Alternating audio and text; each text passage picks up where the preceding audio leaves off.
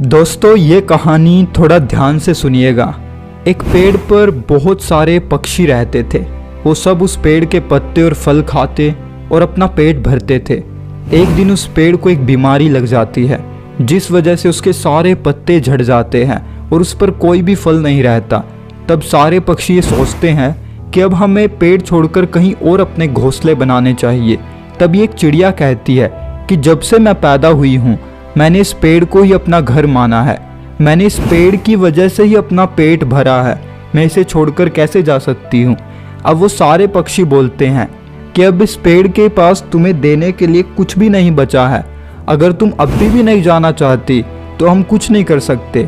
हम सब यहाँ से जा रहे हैं। और सभी पक्षी उस पेड़ से उड़ जाते हैं। पेड़ ये सब देखकर रोने लगता है और चिड़िया को कहता है कि तुम भी यहाँ से चली जाओ, क्योंकि मेरे पास अब तुम्हें कुछ देने के लिए है ही नहीं। ये रियलिटी है, वास्तव में मेरे पास कुछ नहीं बचा। लेकिन चिड़िया उसकी एक भी बात नहीं मानती। कुछ समय बाद जब चिड़िया को भूख लगती है तो वो खाने की तलाश में जंगल में एक पेड़ पर जाकर बैठ जाती है। वो पेड़ फलों से लदा हुआ था।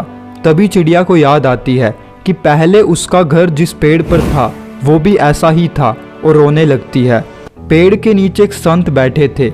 जब उन पर वो आंसू गिरते हैं तो वो उठकर उस चिड़िया से पूछते हैं, क्या हुआ, तुम रो क्यों रही हो। चिड़िया उन्हें सब कुछ बता देती है।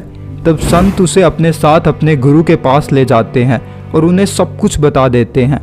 गुरु उस चिड़िया को एक मंत्र देते हैं कि तुम्हें हर रोज इस मंत्र का जाप करना है। बार बार उस पेड़ के सामने इसका जाप करना है, खासकर सुबह और शाम। ऐसा तुम्हें 10 दिनों तक करना है। जब 10 दिन हो जाते हैं तब गुरु अपने संत से कहते हैं कि जाओ और देख कर आओ कि क्या वो चिड़िया ठीक है। जब संत उस जंगल में जाते हैं और वो उस चिड़िया को मिलते हैं तब वो हैरान रह जाते हैं, क्योंकि जो पेड़ एकदम बेजान हो गया था वो दोबारा हरा भरा हुआ मिलता है। संत वापस आते हैं और अपने गुरु जी से पूछते हैं कि आपने उन्हें कैसा मंत्र दिया था। तो गुरु जी बोलते हैं वो मंत्र था थैंक यू, यानी शुक्रिया, और सोचना है जो हुआ वो अच्छे के लिए हुआ। मैंने बस चिड़िया को कहा था कि तुम्हें हर रोज पेड़ को उसने आज तक जो भी तुम्हें दिया है और जो दे रहा है उसके लिए शुक्रिया अदा करना है, शुक्रिया बोलना है और उसका ख्याल रखना है। ऐसा करने से पेड़ को खुद पर दोबारा विश्वास होने लगता है और वो खुद से प्यार करने लगता है। उसकी पॉजिटिविटी उसकी नेगेटिविटी को ख़त्म कर देती है, जिससे उसकी बीमारी अपने आप ख़त्म हो जाती है और वो दोबारा हरा भरा हो जाता है। ये सब इसलिए हुआ क्योंकि अब उस पेड़ के अंदर खुद को लेकर इतनी खुशी पैदा हो गई थी कि अब उसे कोई भी एक्सटर्नल फैक्टर अफेक्ट नहीं कर पा रहा था। यही हमारी लाइफ में भी होता है। डेंजल वॉशिंगटन, जो कि एक अमेरिकन एक्टर हैं, उनका कहना है कि वो कभी भी अपने एकेडमिक्स में अच्छे नहीं थे, लेकिन आज वो इतने लोगों को एंटरटेन कर पा रहे हैं। आज उन्होंने जो भी कुछ अचीव किया है वो सब भगवान की वजह से ही है। उनके पास जो भी है वो हमेशा उसके लिए एहसानमंद रहते हैं। थैंक यू एक वर्ड नहीं है बल्कि एक पावर है। जब आप उन चीज़ों के लिए थैंक यू बोलते हैं जो आपके पास है, तब आप अपनी लाइफ में पॉजिटिविटी को अपनी ओर अट्रैक्ट करते हैं। हैप्पीनेस आपके माइंड की एक स्टेट है। जब आप किसी दूसरे के लिए एहसानमंद होते हैं तब आपको रियल हैप्पीनेस फील होती है। आज आप दुखी हैं उस चीज़ के लिए जो आपके पास नहीं है। एपिक्टेटस कहते हैं कि वो इंसान बुद्धिमान है जो उन चीज़ों का दुख नहीं मनाता जो उसके पास नहीं है, बल्कि उन चीज़ों के लिए खुशी मनाता है जो उसके पास हैं।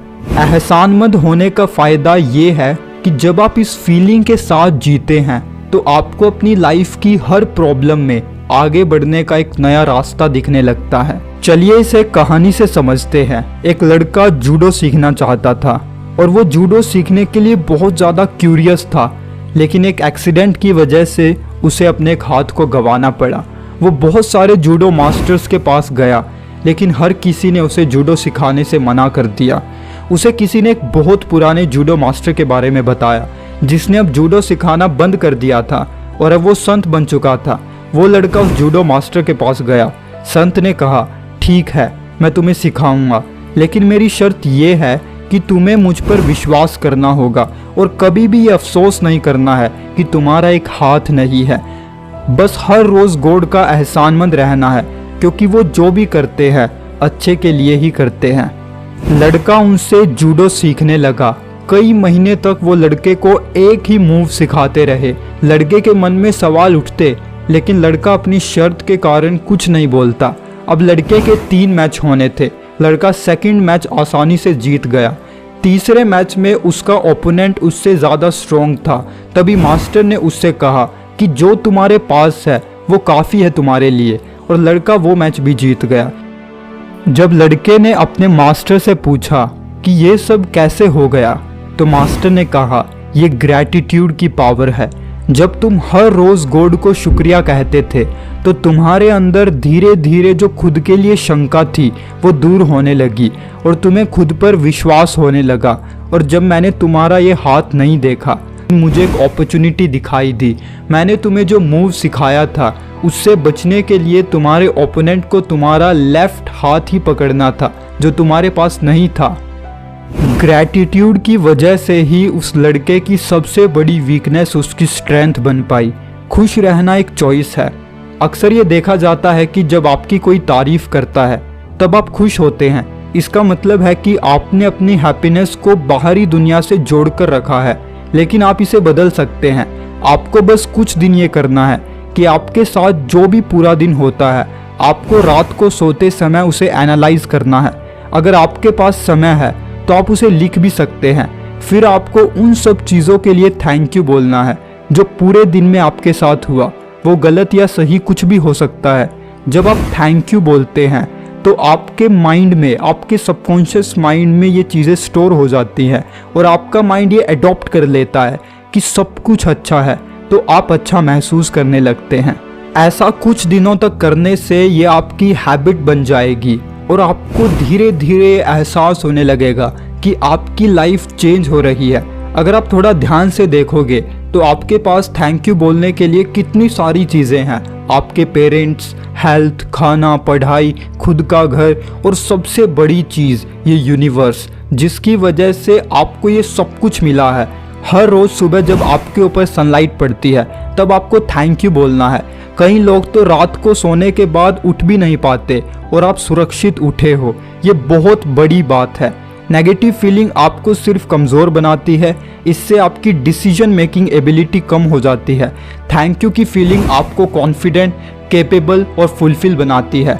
इस फीलिंग से आपका नज़रिया पूरी तरह से चेंज हो जाता है। आपने आज तक न जाने कितनी सारी शिकायतें की हैं कि मेरे पास ये नहीं है, वो नहीं है, इससे आपको कुछ हासिल नहीं हुआ होगा। एक बार थैंक यू की फीलिंग को अपना कर देखिए, हमें यकीन है ये आपके लिए ज़रूर हेल्पफुल रहेगी। हमें उम्मीद है कि आपको हमारा कंटेंट पसंद आया होगा। अगर आपका हमारे लिए कोई भी फीडबैक है तो कमेंट में ज़रूर बताइएगा। Thank you.